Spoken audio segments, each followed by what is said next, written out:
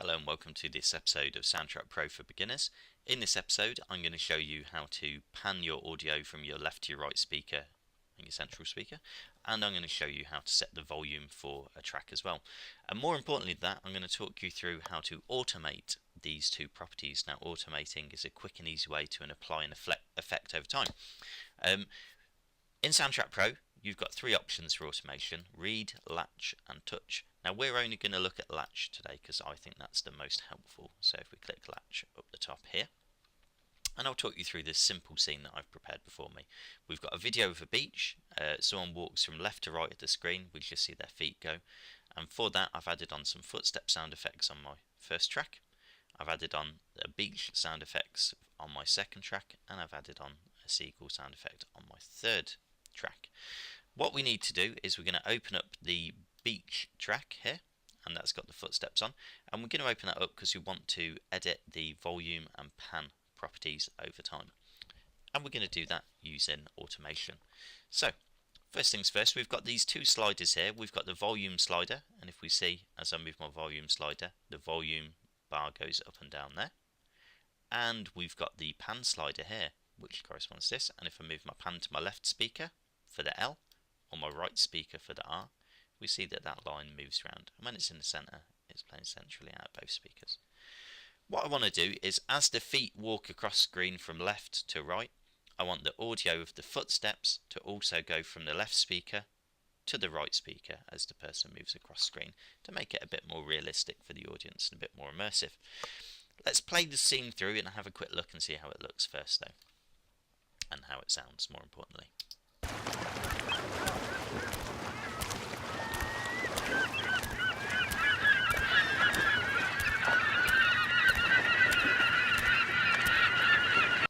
Now there's a couple of problems with this scene so far.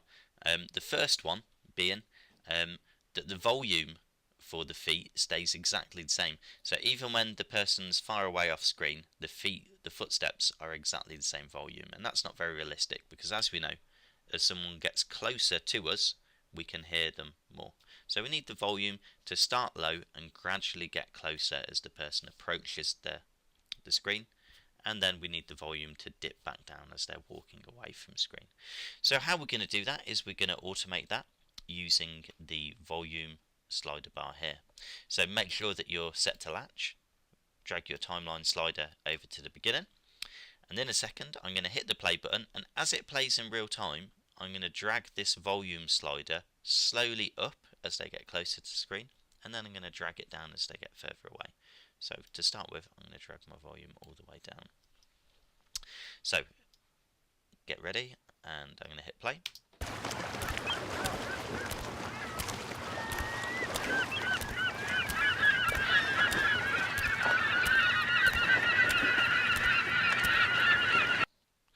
And we see, as it played then in real time, it's added in all these little keyframes here. Now keyframes are a way of animating something over time or automating it. So what we've done here is we can see that as the footsteps get closer, the volume starts off really low, because remember, if the volume bar's down the bottom, it's really, really quiet, silent.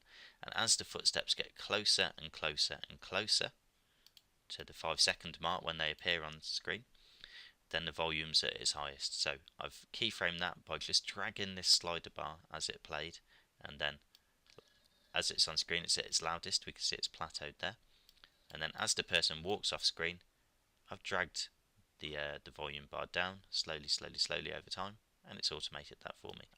One more thing I'm going to do just while we're at this point, I'm not going to automate the beach sound effects because I want them to remain constant. We're not getting further or closer away from the beach, but I'm going to bring them down a little using the slider bar, and I'm going to bring the seagulls down a little bit, and let's see if that's more palatable. There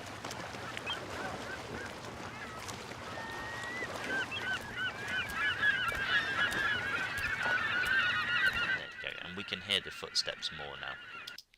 Next thing I'm going to do, I've set the volume, I've automated the volume for the footsteps, but I want to automate the pan, because remember, I want the audio to come out the left speaker when they're not on screen yet, and then as they move across screen I want the audio to follow them to the right speaker. And we're going to do exactly the same. I'm going to bring my timeline slider to the beginning, I'm going to click to select pan, and then when I hit play I'm going to do exactly the same. I'm going to drag my my slider gradually over to the right when they appear on screen using this slider bar here. So I'm going to hit spacebar to play and then start dragging.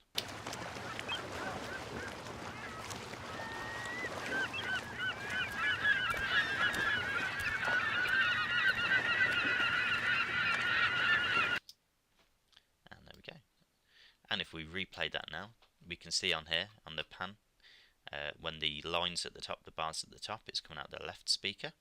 But as we get over here, as the feet come on, it moves to the centre, so coming out of both speakers. And then down the bottom here, when the feet disappear off screen, it then moves to the right speaker because they're on the right of screen. So let's play that and listen to that.